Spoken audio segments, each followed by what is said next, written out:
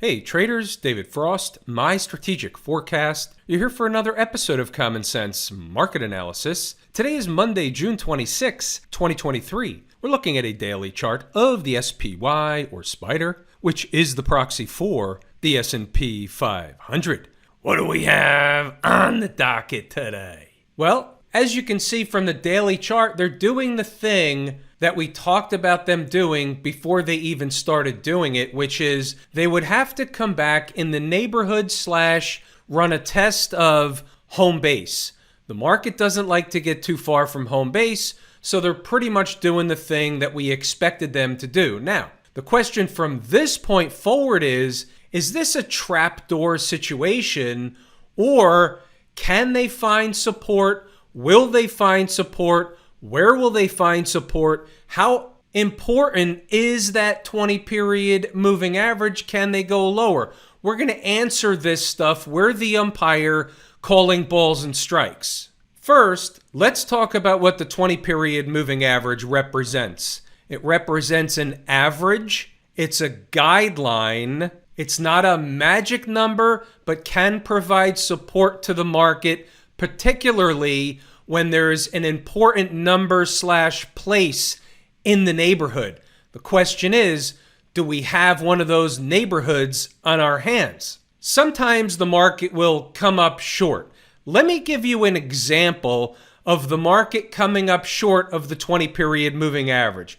For example, let's say you wake up on Tuesday morning on Turnaround Tuesday, and all of a sudden the market's trading higher and they never hit from an intraday perspective on the SPY or the SPX, that 20-period moving average. The question is, why and how would they do that? We would go over to the ES futures contract. This is the September expiration. And what we would say is the market can open down when it reopens at 6 p.m. tonight, meaning Monday night. It could trade down into the 20-period moving average. As the next day clicks off, that moving average is going to go slightly higher, so it'll be less of a move, or it'll be closer to price at 6 p.m. tonight after this video's done. I'm not saying they will, but what they can do is they can hit it in the futures overnight, and they can leave it alone in the SPY. They do that kind of thing. It's an awareness. Now, we're going to talk about the other side in a moment. What happens if they spike it through? Where are they going? However, the reason why I'm telling you that first is because we're in an on-time type of situation. That doesn't mean the market has to turn, but she's in position for a turn. Turnaround Tuesday, it's possible. It's an awareness at this point. Now, let's say she spikes through the 20-period moving average.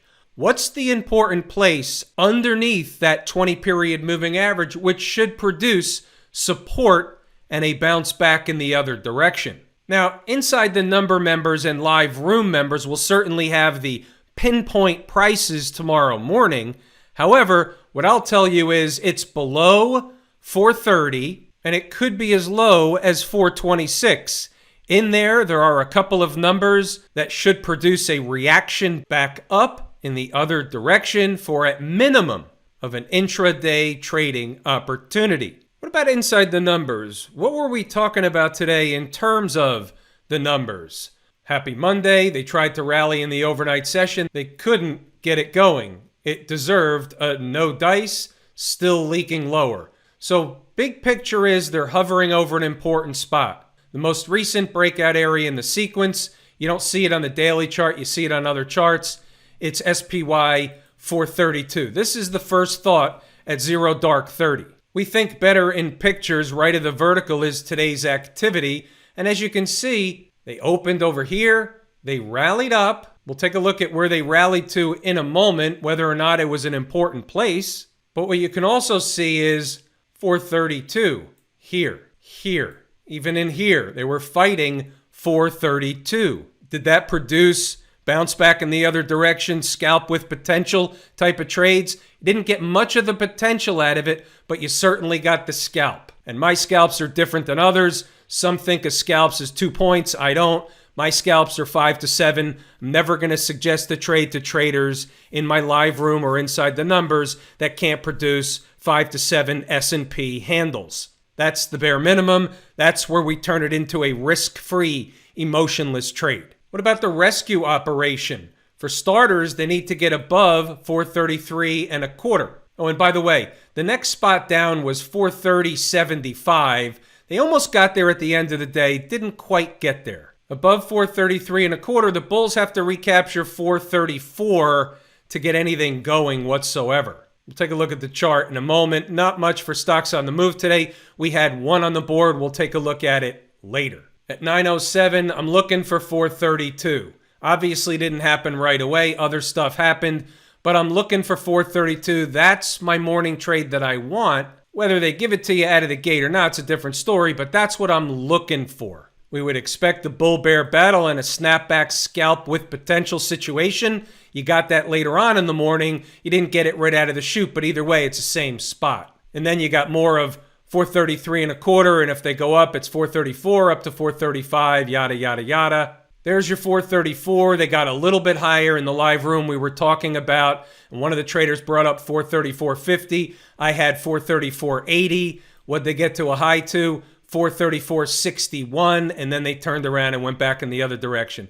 Now, we did have some traders that shorted it up here. I wasn't in love with it at the time, but traders do what they're comfortable doing. They understand the risk. They knew where they were wrong. They were willing to take on that risk in a trading format, and so therefore they got paid accordingly. Remember, pause the video, read the notes, go back to the chart, and double check the work. They were moving higher early, so we're talking about 434 being overhead resistance, and if they got higher, this is where they'd go. Pause it, read them, double check the work. It was a pretty much rangy kind of day.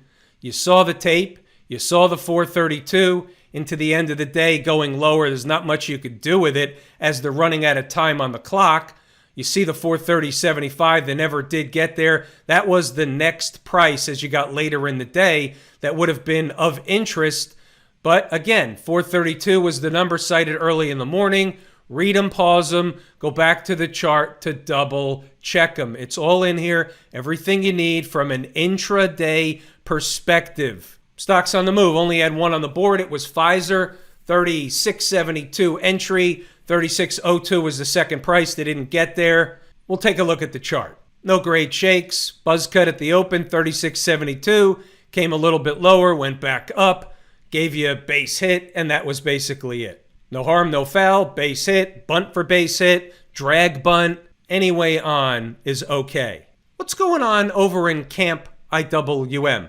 Quite interesting today. They ran another test of that 20-period moving average underneath it on the daily chart.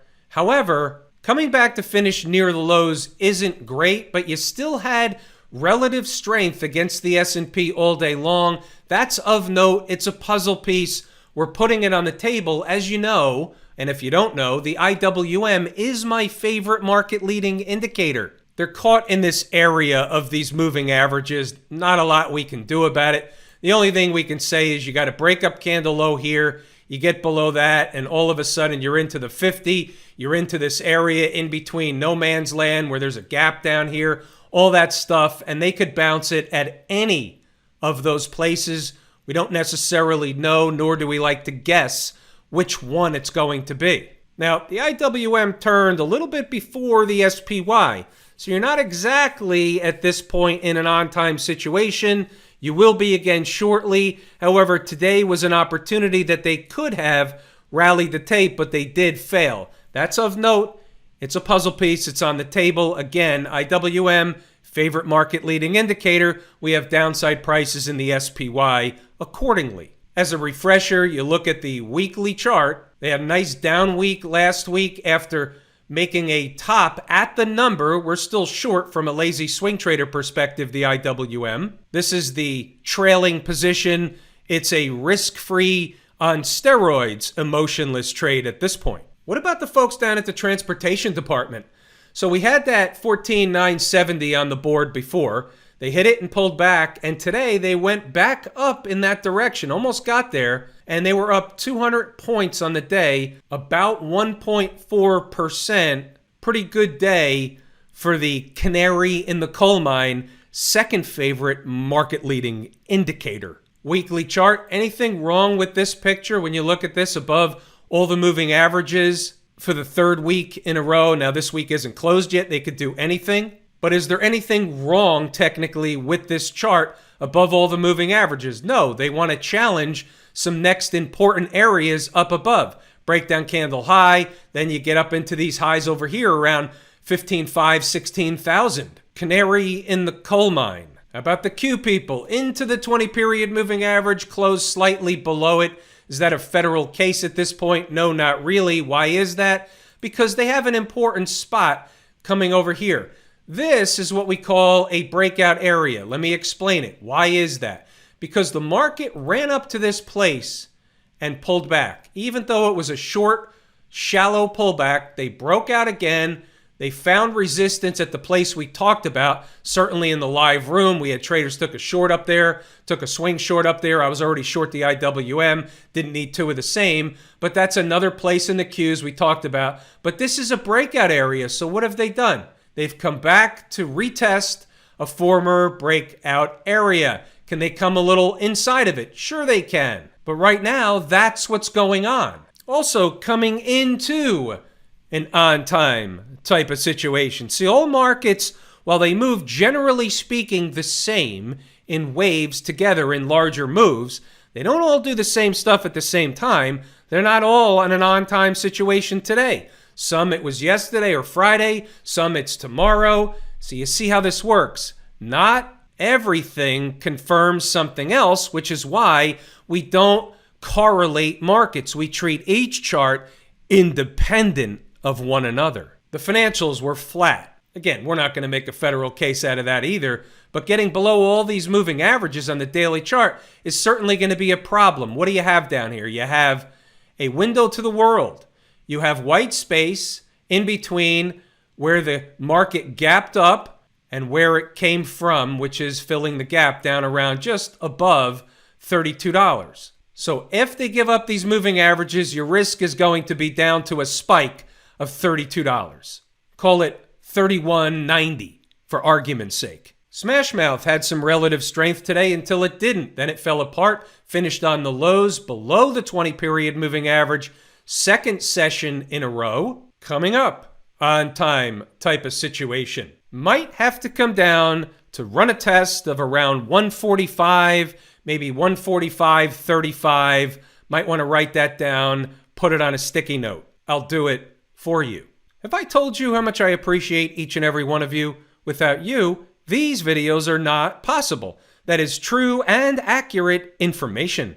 We're pulling the ripcord here today. I am David Frost, my strategic forecast. Thanks again for tuning in to another episode of Common Sense Market Analysis.